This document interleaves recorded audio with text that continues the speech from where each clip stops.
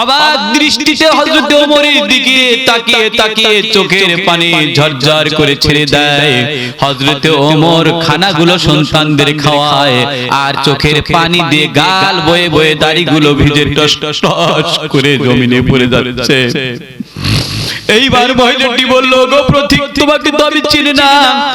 এই সাজ্জে এই মুসলিম জাহানের খলিফা হযরত ওমর না হয়ে যদি তোমার মতো যুবক, তোমার মতো পথিক এই রাষ্ট্রের খলিফা হতে, তাহলে এই রাষ্ট্রের মানুষের ভাগ্য বড় পরিবর্তন হয়ে যেত।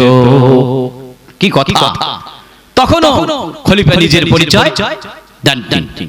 খলিফা বললেন, ওগো মা, ওগো মা, আগামীকাল খলিফার দরবারে আপনি যাবেন, আমি সেখানে থাকবো, দেখা যায় আপনার জন্য কিছু করা যায় কিনা। এই কথা বলে খলিফা চলে গেলেন। খলিফা যাওয়ার পর পরদিন মহিলাটি যখন খলিফার দরবারে গিয়েছে, খলিফার আসনে যেই লোকটি বসা আছে সেই লোকটি আর কেউ নয়, রাত্রির বেলায় তার সঙ্গে খাদ্য বহন করে শিশুদেরকে যিনি খাবার খাওয়াচ্ছেন তিনি আর কেউ নয়, তিনি মুসলিম জাহানের খলিফা হযরত ওমর। সুবহানাল্লাহ। এমন যদি হতো আমার দেশের শাসক হতো, ওমরেরই মতো হতো, আবু বকরের মতো হতো, আলী ওসমানের মতো। এমন যদি হতো জনগণের খবর নিত জেগে রাত দুপুরে, ঘুরে ঘুরে দেখতো কেউ কি আছে অনাহারে। আমার দেশের কৃষক শ্রমিক বঞ্চিত না হতো, আমার দেশের মা বোনেরা লাঞ্ছিত না হতো, ধনী গরিব মিলে মিশে জীবন ফিরে পেত। এমন যদি হতো আমার দেশের শাসক হতো ওমরেরই মতো, এমন যদি হতো। ঠিক কিনা?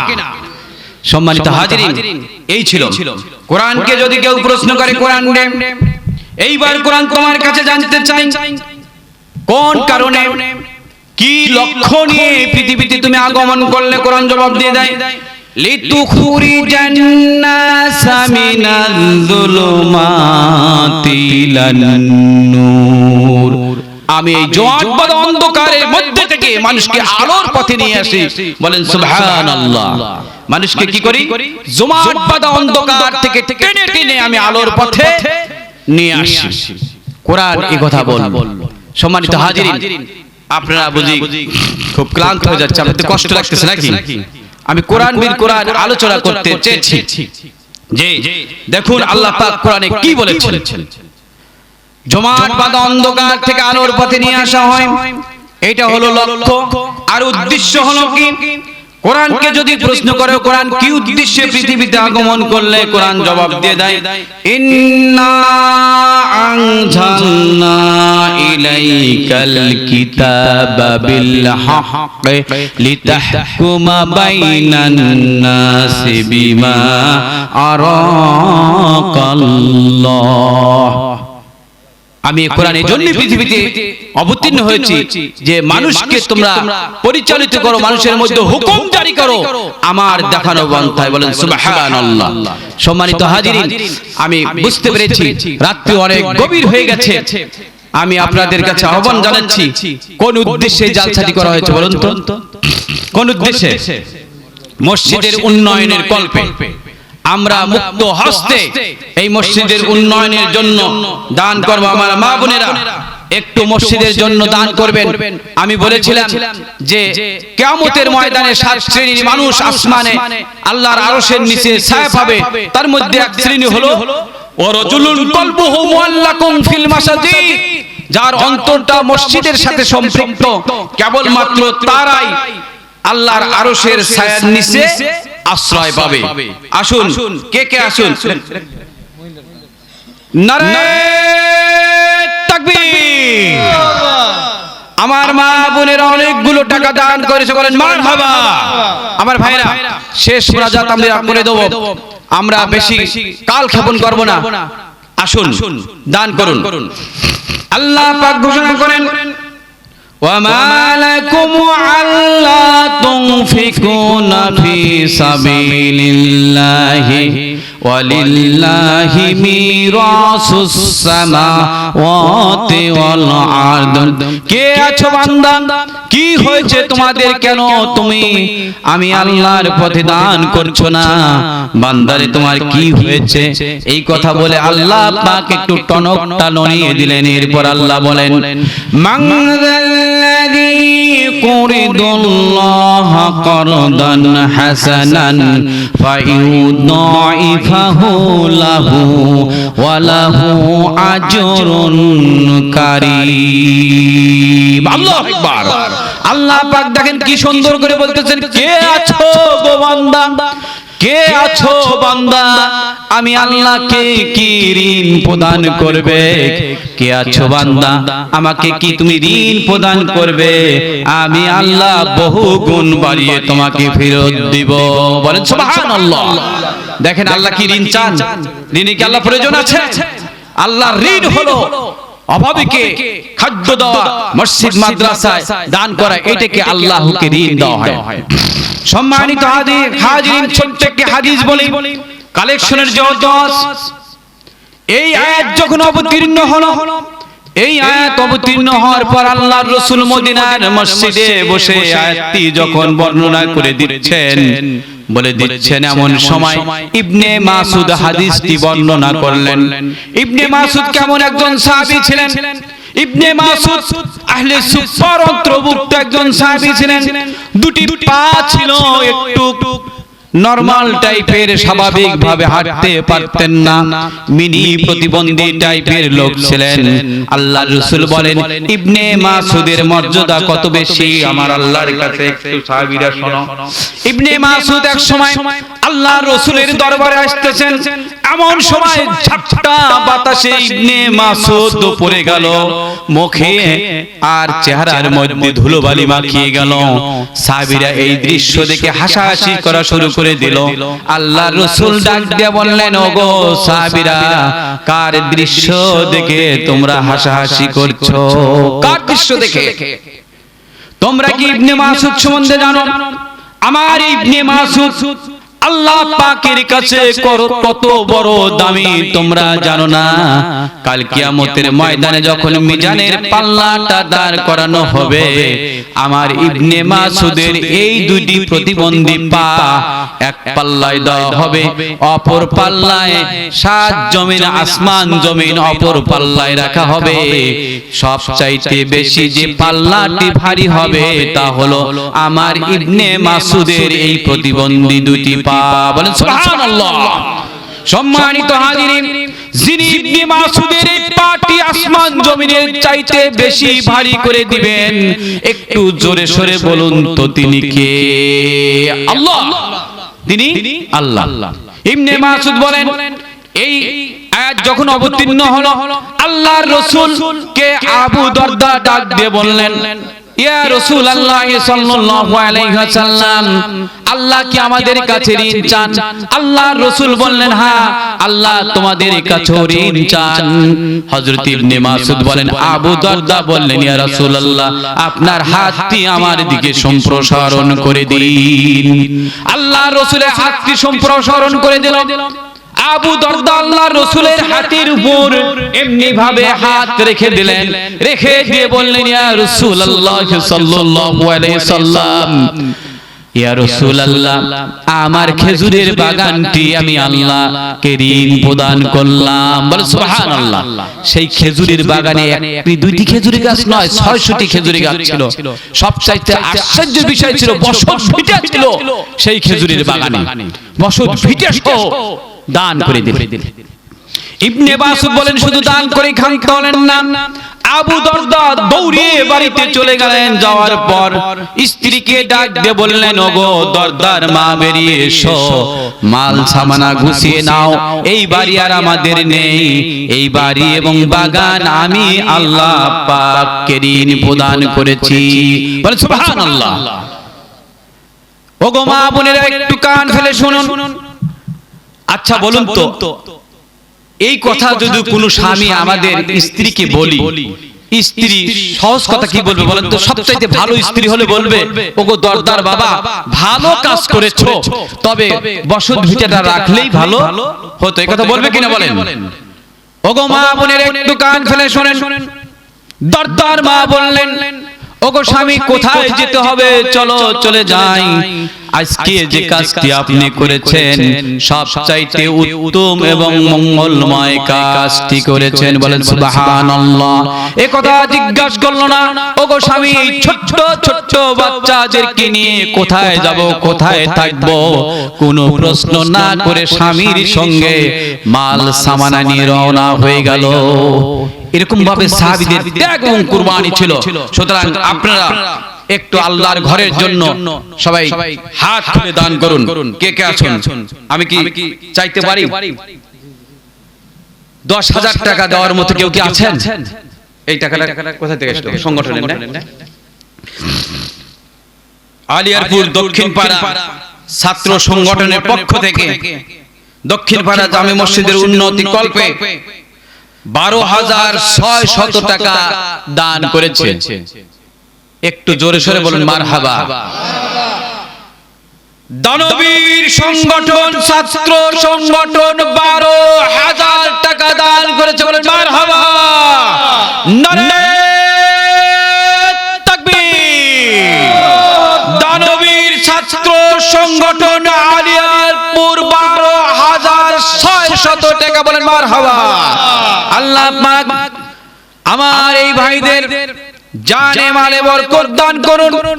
আমার ভাইদের গোষ্ঠীর মধ্যে থেকে যারা অন্ধকার কবরে গিয়েছে, প্রত্যেকের আযাবুল কবরকে maaf করে কবরটুকু জান্নাতে পরিণত করে দিন। আমার ছাত্র ভাইদের পিতামাতা যারা জীবিত আছে, প্রত্যেককে আল্লাহ তুমি হায়াতে তৈয়বা দান করে দিন। আয় রব্বুল আলামিন, কাল পরকালে কঠিন মুসিবতের দিনে তাদের পরিবারের সবাইকে দানের ওসিলায় আপনি তাদেরকে পার করে নিন। বলুন মারহাবা। এরপরে আসুন, আর কে আছেন? 10,000 টাকা বাকি হোক নগদ। নারে তাকবীর। মা বোনদের পক্ষ থেকে অনেকগুলো টাকা এসেছে। বলেন মারহাবা। আল্লাহ পাক মা বোনদের দান কানাকে কবুল করে নিন, জানে মালে বরকত দান করুন। কাল কিয়ামতে কঠিন মুসিবতের দিনে আল্লাহ পাক যেন বিবি আসিয়া হযরতে আয়েশা রাদিয়াল্লাহু আনহার সঙ্গে যেন জান্নাত নসিব করেন। সবাই বলেন আমিন। আচ্ছা, রওশন হাজী সাহেব এক মণি দান। বলেন মারহাবা। আল্লাহ পাক হাজী সাহেবের দান খানাকে কবুল করে নিন, জানে মালে বরকত দান করে দিন। কে আসুন, আসেন। কে কে আরো দান দিন? 20 কেজি দান আর একটু বেশি বেশি আমরা দেই। চান রাজ্জাক 20 কেজি দান। বলেন মারহাবা। আল্লাহ পাক তার দান খানাকে কবুল করে নিন, জানে মালে বরকত দান করেন। সবাই বলেন আমিন। শাহ আলম ভাই 200 টাকা। বলেন মারহাবা। আল্লাহ পাক এই দানটাকে কবুল করে নিন, জানে মালে বরকত দান করে দিন। আল্লাহ পরিবারের পক্ষ থেকে যারা দুনিয়া থেকে বিদায় নিয়েছে প্রত্যেককে জান্নাতুল ফেরদাউস নসিব করুন। বলে আমিন। আর কে আছেন? আসুন আমরা ছোট্ট একটি দোয়া করে দেব। আমরা প্রাণ খুলে দোয়া করব, আল্লাহ পাক যেন আমাদের এই নিশি গভীর রাত্রিতে দোয়া আল্লাহ পাক কবুল করে থাকেন। আমার ভাইয়েরা কে আছেন? দেখুন, হরিণচরা 11 লক্ষ টাকা।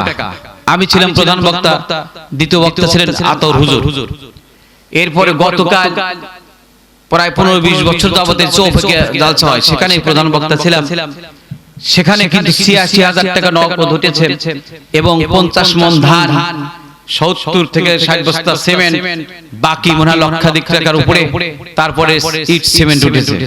ওদের স্মরণকালের সবচাইতে বেশি দান গতকাল তারা পেয়েছে। তা আপনারা একটু হাত খুলে যদি দান না করেন তাহলে তো হয় না। কে আছেন 10,000 টাকা দেওয়ার মতো? কি কেউ আছেন? কেউ কে আছেন 5,000? তার মানে আপনারা এই যে মসজিদটা এত উন্নয়ন বা উন্নতি করেছেন, আপনারা হয়তো বা দান করতে করতে হাফসে গিয়েছেন। তা আমি তো আপনাদের মেহমান, আমার সম্মান কিছুটা বাঁচিয়েছে আমার যুব সমাজরা, ছাত্র সংগঠনরা। আমি প্রাণ খুলে তাদের জন্য দোয়া করব। আমরা আর বেশি দেরি না করি, যেহেতু ভাঙ্গা গড়ে নাকি আর কতক্ষণ চালানো যায় জানি এই অবস্থা। তো যাই হোক, আমরা সবাই দান কি করার মতো আর কেউ আছেন? মা বোনেরা কেউ আছেন? নেই। এবারে আমরা সভাপতি সাহেব কথা দুই কথা বলেন।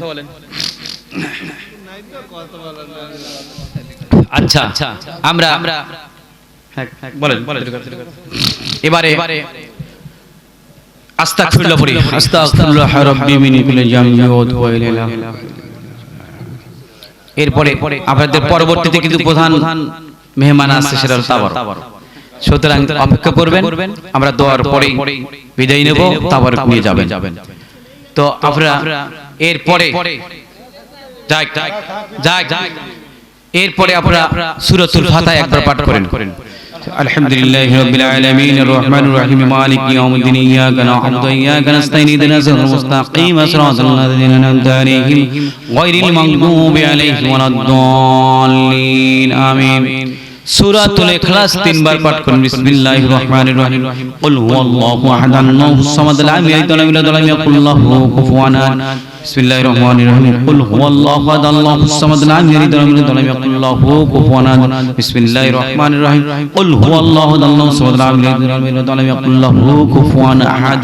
একবার দরুদ ইব্রাহিম পাঠ করি। আল্লাহুম্মা সাল্লি আলা মুহাম্মাদ ওয়া আলা আলি মুহাম্মাদ কামা সাল্লাইতা আলা ইব্রাহিম ওয়া আলা আলি ইব্রাহিম ইন্নাকা হামিদুম মাজিদ। আল্লাহুম্মা আমিন। ইয়া ইলাহি गर की दुनियाए गुनाह हम गुनाह मोरे गवा हंसते गरगदम। या इलाही गर की दुनियाए गुनाह हम गुनाह मोरे गवा हंसते गरगदम। रब्बना रब्बना या रब्बना মাফ করে দাও জীবনের তামাম গুনাহ। তুমি যদি মাফ না করো মওলা বান্দারে, বলো মওলা বান্দা যাবে কার কাছে, বলো মওলা বান্দা যাবে কার কাছে। কতই না যতন করে মওলা বান্দা বানাইয়া, কেমনে দিবে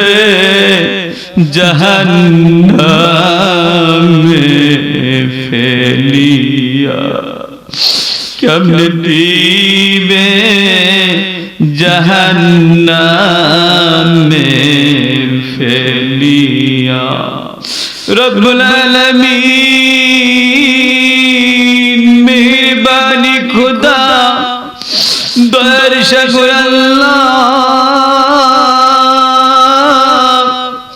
রাত্রি গভীর হয়ে গেছে, তোমার প্রেমিক বান্দাগুলো আরামের ঘুমকে হারাম করে তোমার জান্নাতের প্রত্যাশায় জানিসুর রহমানের মধ্যে বসে আছে মাবুদ, মেহেরবানি করে আজকের এই মাহফিলটাকে কাল কিয়ামতের দিন আমাদের সবার জন্য নাজাতের ফয়সালা হিসাবে কবুল আর মঞ্জুর করে নিন রব্বুল আলামিন। আমার মা বোনেরা বসে আছে, আমার মুরব্বীরা বসে আছে, ছাত্র সংগঠনের যুবকেরা বসে আছে মাবুদ, আয় আল্লাহ প্রত্যেককে আপনি কবুল আর মঞ্জুর করে নিন। আমার ভাইরা চোখের পানি ফেলিয়ে দিন, আল্লাহ পাক নিশি রাত্রির দোয়া কবুল করে থাকে। চোখের পানি যদি ফেলতে পারেন আমাদের বিশ্বাস হয় নিশ্চয় আল্লাহ পাক আমাদের এই দোয়াকে কখনো ফিরে দিবেন না। আমার ভাইরা একটু আবেগ দিয়ে চোখের পানি বের করে দিন।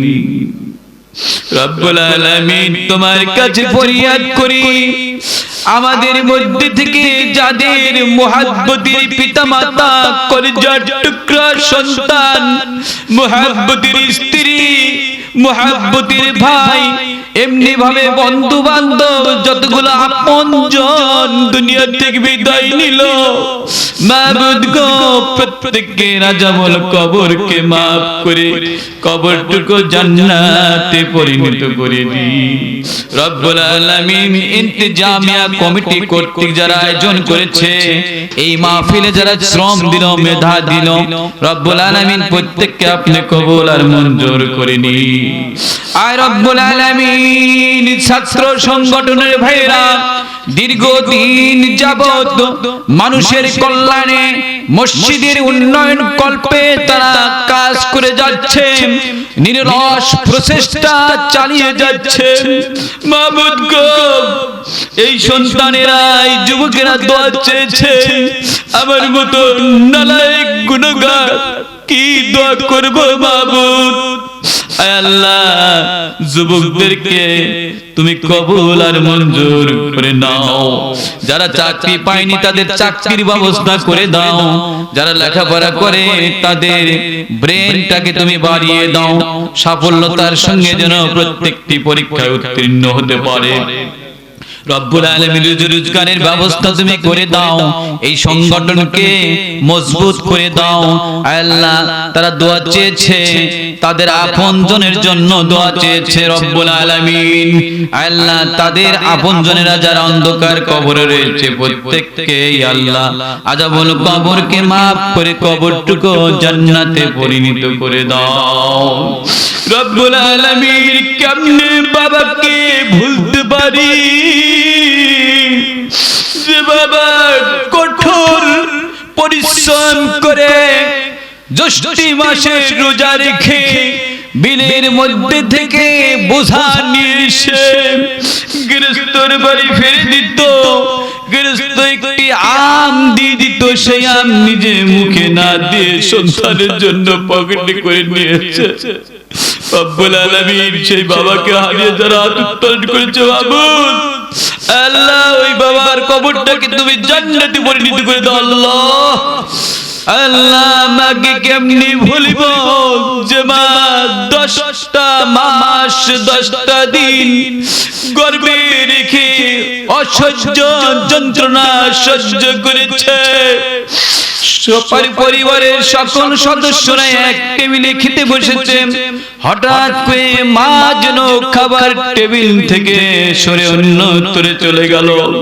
খোঁজাখুঁজি করে দেখা গেল মা বেডরুমে গিয়ে টান হয়ে শুয়ে পড়েছে। শাশুড়ি জিজ্ঞেস করলো মা গো কি হয়েছে?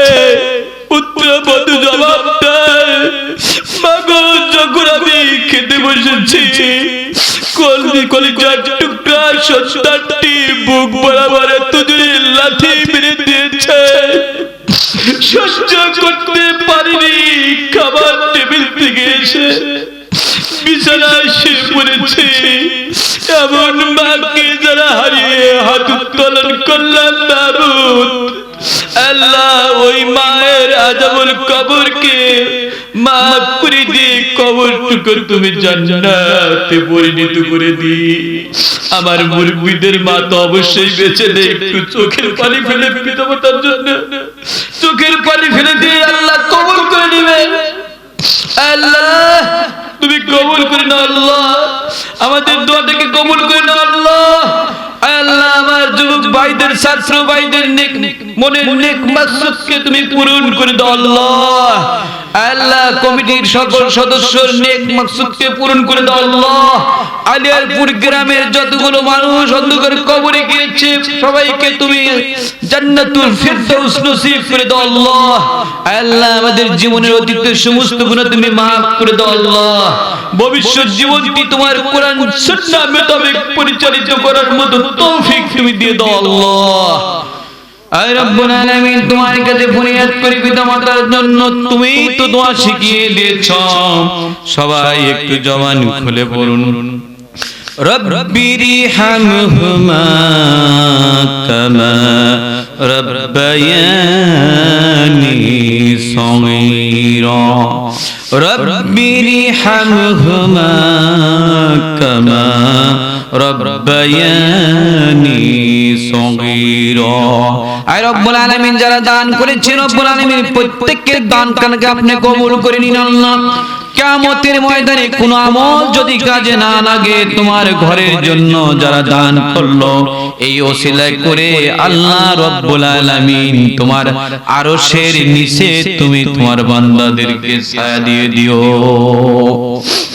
या रब करम तो अगर करे ओ बदले जुमा को जो दिल पर असर करे रब्बना तकब्बल मिन्ना इन्नका अंतस समीउल अलीम व तुब अलैना इन्नका अंतत तव्वाबुर रहीम وجعل آخر كلامنا عند الموت لا إله إلا الله محمد رسول الله صلى الله عليه وسلم।